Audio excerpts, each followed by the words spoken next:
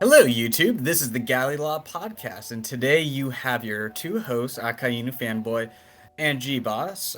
Please like and subscribe if you haven't, because we're going to be reviewing One Piece Chapter 1061, Egghead, the Island of the Future. And Katakuri, more like, how can I say L with that? Ladakuri? Yeah. Ladakuri? That could work, because he just took an L again. Failed to stop Luffy, and now this. The Vince Smokes and Caesar defeated him. Well, Defeat in defeat, the sense that they got escape. right. Tomato. So another L for the Big Mom Pirates too. That's really too bad. Yeah. So they finally rescue Niji Yonji. Maybe we'll see Judge in the next cover page, or maybe it's over. But it is kind of interesting to have this panel, and then the Straw Hats, hey, they're meeting Vegapunk too. So all the scientists are kind of getting out. You know, you got Caesar, you got Judge together, and now the Straw Hats came across Vegapunk. So I don't know, kind of an interesting connection there, but we'll talk more about that later. Yeah. So yeah, we're introduced to Bonnie coming onto the ship, which I kind of thought was really fascinating. And you have that really cool panel of the mechanical shark too, just like how massive this thing is in reference to the Sunny. Yeah. I kind of like that we're getting a little bit more with Chopper too, because as much as we like to make fun of him, we do want him to do more like during the pre-time skip. Right. Absolutely. But yeah, we see the shark go after them, and yeah, it dwarfs the Sunny in size, because you think about the size of the Sunny compared to other ships, and I think it's relatively big. So Oh no, definitely. The Sunny is huge, and even Zoro is sweating to the shark, and remember, we were told, like, hey, if you're sweating and you're against an opponent, then that opponent's stronger than you. That's kind of how that works in the One Piece power scaling community. So I guess the shark is now stronger than Zoro. Well, the power scalers they have their own rules for stuff, but but trolling aside, it's cool to kind of see more of the crew dynamic flushed out again. And Jinbei's just like, hey, Frankie, you take care of the helm. And he's jumping in to, help out the Devil Fruit users. So again, you're seeing the usefulness of Jinbei to kind of help out everybody in this aspect too, which is great. Which, and then you see Frankie like maneuvering the ship too. So he has like a good backup as well with this. And also just seeing the scale and the power of the shark with the missiles is really interesting too. The siege, what Vegapunk's capable of. Yeah, well, I was just thinking, this was just a random thing, but does the Sunny permanently have the coding for going underwater? Or it hasn't been reestablished, but yeah, let's see. Because I was because it hasn't gone underwater since Punk Hazard. Well, they did that with they had to bring it underwater during Whole Cake. With Watatsumi, remember? But it was inside of his mouth, though, so it was kind of different, though. Still, it was underwater. But yeah, I was kind of thinking about that when the people were, when the rest of the crew were thrown off. But they did make it a point. They didn't make a point. Watatsumi, he needed to keep his mouth open even though he was getting injured. Yeah. I mean, sorry, mouth closed. Sorry. Yeah, that was just a random thought I had. But yeah, no, that's interesting.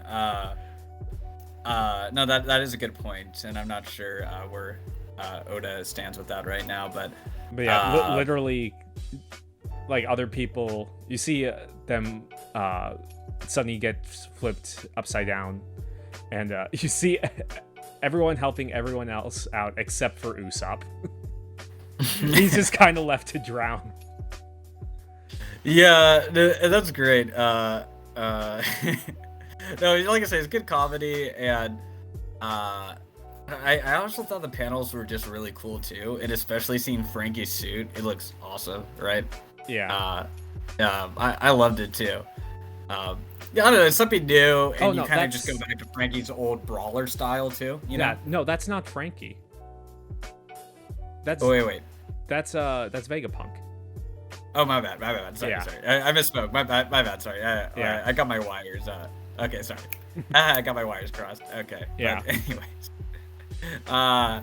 But yeah, no. Anyways, the cool gladiator suit was great. I mean, no, sorry. What I meant to say is, I initially thought it was Frankie. My bad. Sorry. Yeah. When I saw that. But yeah, so even Zoro is struggling under the water and everything too. I just want to point that out there. But and then we were back at a nearby island at the G14 naval base. Yeah. With Tashigi, we get to see her again. Everybody's favorite, and she's helping out the kids with Punk Hazard. They seem to be doing better. So I don't know. It's cool how Oda still incorporates these old plot points and everything. And then we're introduced to another Vice Admiral, Doll. I don't know. It's kind of like when we get introduced to Vice Admirals, it's not as compelling just because we've never really seen a Vice Admiral do anything meaningful, really, outside of Virgo, maybe, you know? Well, I just kind of hope that this brings Smoker back into the story, because he needs to get at least one W somewhere in the story. Lol.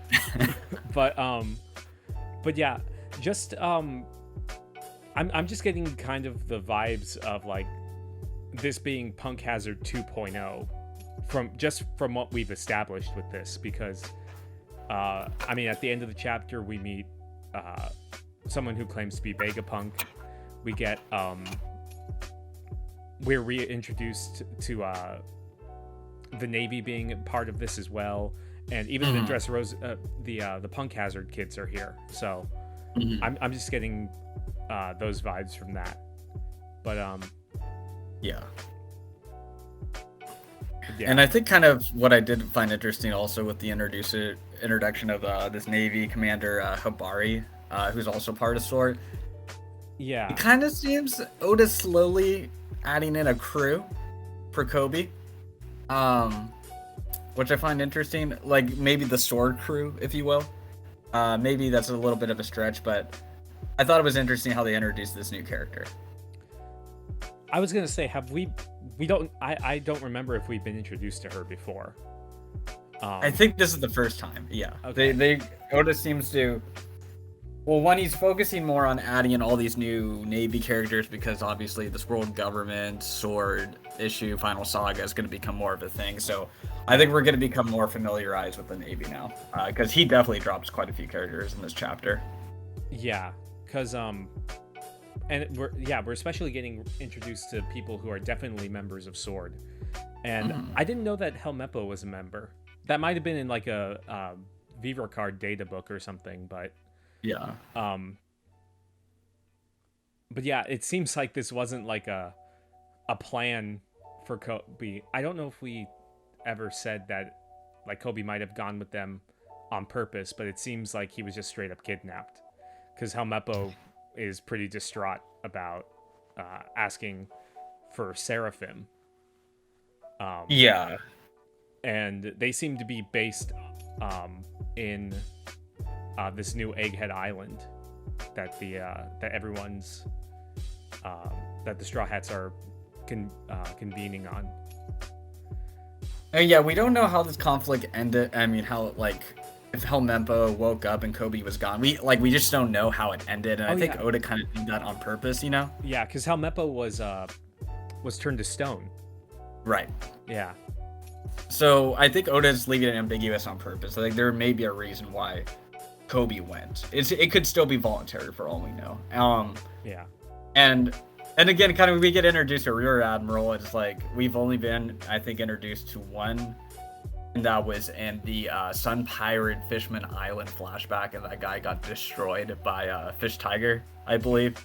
I mean, honestly. So, I guess there's Drake too. Sorry, I forgot about Drake. Yeah. I was gonna say all we need to know, like, Fleet Admiral, and then Vice Admiral. That's all that really seems to matter in terms of like important characters, besides the ones that we know, like Helmeppo and Kobe and such. But like it'd be nice if Oda brought more meaningful characters throughout the Navy ranks. I think I'd like that a lot more, you know. Yeah. Oh wait, no, isn't Hina a Navy Rear Admiral too? I don't think she's Vice Admiral yet. I'm pretty sure. I think before the time skip she was a captain, but I don't remember. Okay, but yeah. Anyways, I just kind of like the fleshing out of the Navy.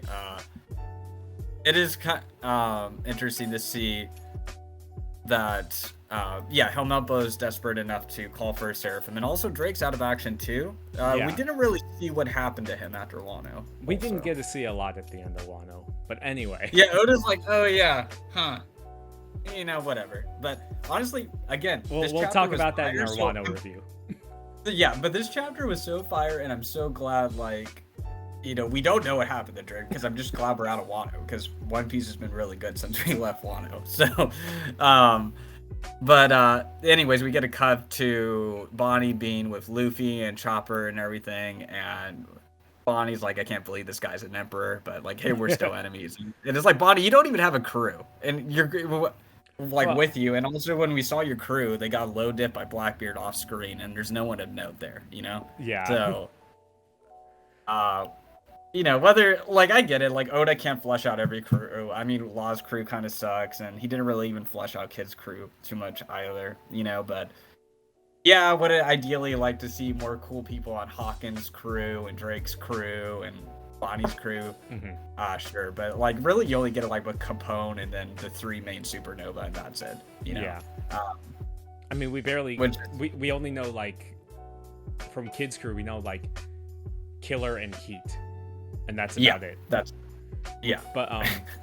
but anyway, I thought it was interesting because so we get the where Bonnie's talking, and she said she came alone, but it's also said that she came on a ship that got eaten by the shark. So it looks like she wasn't rescued by Kuma. Like, at least I thought that was a possibility. Or she was like dropped off on some random boat here, you know. Yeah. Which is kind of interesting. I mean, it is kind of cool that we're getting to see more of the Red Line, because really when you think about it, we didn't see that much of it, you know. Punk Hazard, Dressrosa, Zoe a little bit, you know, and then Whole Cake. Oh, you mean like the New World? Yeah. Sorry, the New World. You know, it's I like I said, I think Oda's building more, like in the last chapter, the sense of mystery and adventure more, you know, and the crazy chaoticness of the New World. And I didn't really get the sense of danger of the New World, but I feel it a little bit more in this chapter, you know, just the pure chaos that they're coming across, you know? Yeah. But yeah. And like I said earlier, I think I'm glad that Jinbei's here, because we needed more of him, like, being a crewmate, interacting with everyone, and again, Chopper having a little bit more.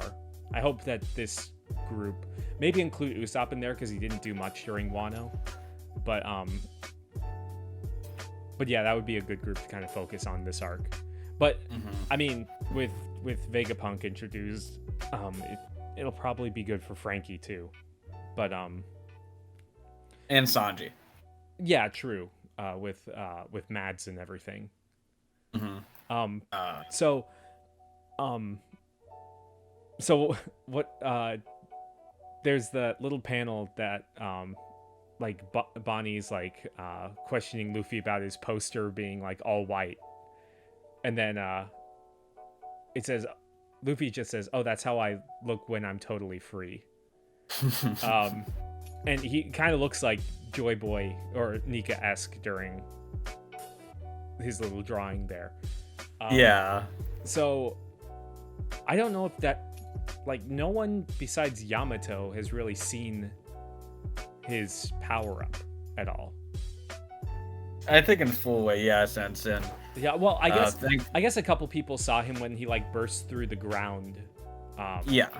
Through the rooftop. But I don't know if he's ever like explained anything about that, or if he fully knows what it's about. And I think it's another skip thing of Wano, like the crew not being like, oh hey, Luffy, like, what is that? Yeah. You know, like, they just all right, move on. But I don't know. It is gonna be interesting. Egghead Island. So because of the reasons you just laid out, Vegapunk, but I also think it'll be interesting because how are the Marines gonna interact with the Yonko on an island? You know? Yeah. But it seems a lot of the Marines here are all sword members. So how are the sword members going to interact with Luffy? And it's interesting how they all seem to be centered on this island too. You know, are there going to be more Seraphim here? Yeah. Because you would assume like, hey, Vegapunk's here. Here's our guy. So we're going to need some high security. So I think either like an admiral, maybe not Cypher Bolt because there's a lot of sword agents, and but also I think at the very least we're gonna see the Moria Seraphim here maybe, or the Buggy Seraphim, you know, Maybe. But who knows? Maybe there's a Blackbeard Seraphim, and that's the Seraphim that Helmeppo wanted to send. Maybe. On the island, you know. Yeah. But yeah, I think it's also interesting because Bonnie says that she has business with Vegapunk too. That's why she's here. But she also seems to like know the location and know like how to get here. Yeah. So that's interesting too. And then we get the robot picking up the Sunny, which again shows the scale of it. It also shows how much of a threat Vegapunk is. Yeah. But he or hers, you know, own right, because like they're at the mercy of Vegapunk here, from the shark to this, you know. Yeah. But I mean, yeah, and maybe that will balance out like a Yonko, like Luffy just dominating everything here, you know. Yeah. But I don't know. I'm excited for this island, to be honest. Yeah. One, it's something new. Take that, Elbaf theorist. I'm not against Elbaf. I just kind of like it when Oda undercuts her expectations, you know. Yeah. Well, I think people were theorizing that Vegapunk was going to be more toward the final part of the war, or like right before the final war or whatever, or the One Piece. And we could also potentially get a lot of information about the devil fruits here, because Vegapunk knows how to create like the artificial devil fruits and like the lineage factor and Kuma. Yeah, all that stuff. And I think we might learn. Oh, sorry, you go. Oh no, you go ahead. I think we might potentially learn more, not just about like, so when we're talking about Sanji and all of his genetics, but I think Germa as a whole too.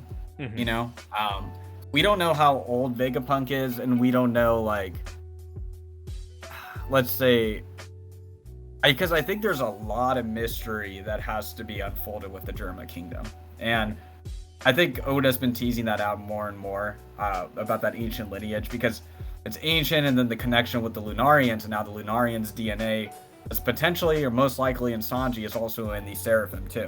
And how's all this like playing out?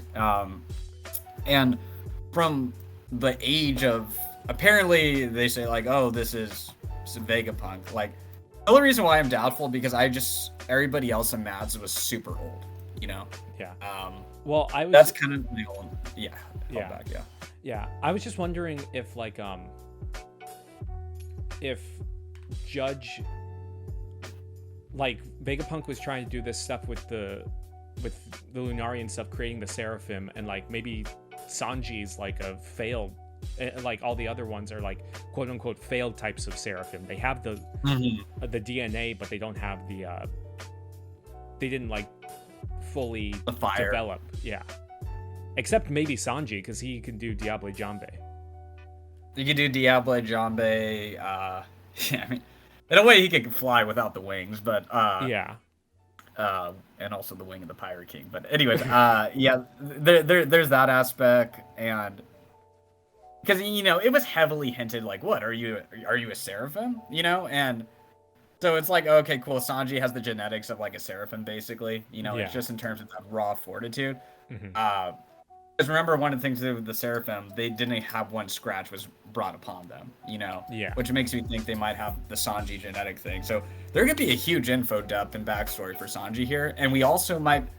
This is also another mystery that I've kind of been held upon with the German. So this is my Sanji stand coming out. But, like, this idea of why was Sora named, like, the superhero, back in the comics, and Germa were, like, the evil villains, Mm-hmm. So maybe the role of Sora might be fleshed out here more. And then also Brook alluded that he had some knowledge about the German kingdom too. Like, Yeah. he knew about the Vinsmoke. So there, like I said, there could be a huge info dump here to further characterize Sanji. Yeah. Do you think that this is going to be like a more battle focused arc, or a more like Zoe where it's more like an info dump type of arc? I think info dump, and then especially info dump, but I think a power up here maybe and I'm thinking Chopper, Frankie, Sanji potentially. Mm-hmm. Like, they can definitely get some good combat and fights here to train. I don't think they're gonna go direct. Sword's gonna go directly after them, because I think Smoker might come out and be like, okay, you guys, I kind of owe you and everything. And we're kind of more concerned with the world government right now. And also, I think they'll find out about Kobe's disappearance. Helmeppo's gonna be like, hey, Straw Hat, you gotta, like, help out Kobe. Blackbeard took him. And that might lead to a new plot line here, potentially, where they're not exactly going after the world government, but they may have more of a conflict with Blackbeard coming up soon. Yeah. But, yeah, so do we want to talk about Vegapunk now? Or who is claiming to be Vegapunk? I'm gonna say no just because of the age thing. That's it. Well, that's my only reservation. Yeah. Well, you had that theory that, or Jimper pointed out when we were talking about it, that, about the body. Yeah, that it's an android, I think. I don't listen to what Jimper says a lot of the time, so maybe you can expound on that more. But yeah. Well, just based on just what we've known before, like, Vegapunk has always been referred to as a male. And just based on the silhouette, it doesn't really match with this character. And like Kaido's silhouette. well, we don't talk about original Kaido. But at least his gender stayed the same. And like you said, like, Vegapunk would have been much older to work with Judge and work with Queen and everything in Mads. And they also pointed out the number. So Vegapunk's like wearing a suit or whatever and has a number 2 on it. So there's the thing that it might be that, like, he can transfer his consciousness between different bodies, or like he's working through androids or whatever. And or this could be a descendant of Vegapunk. Right. Who knows? But yeah. Oda likes his fake outs, especially with this type of stuff, so I'm just gonna withhold Yeah. judgment either way. He's a troll, especially if it's a break week and if it's last panel. It's to let us stew on that. But it literally says how unexpected in the last panel. I'm gonna say doubt. Yeah. But yeah, I also kind of found it weird that, like, they saved the Straw Hats rather than doing it, like, letting them drown. Well, I mean, is it strange though? Because, like, the Sunny was defended by Kuma all those years, That's true. They could recognize the ship. That could be it too. I didn't think about that. So, yeah, who knows what could happen next. And yeah, I'm excited for what comes. Oh, it's gonna be fire the next couple of weeks. It's gonna be super good, and I think this is gonna be an excellent opportunity for Frankie's characterization, and maybe also this is another thing too. We might learn about Frankie's backstory, because there's kind of an indication that there's more to Frankie than meets the eye because we don't know who his parents are. Yeah, they pointed that out. Like Brooke's backstory needs to be filled out too, because but that probably won't relate to this arc. But Yeah. But yeah, I'm excited. Yeah, that's good. I mean, we are out of Wano and we are eating well. What can I say? You know, I mean, like, I like that.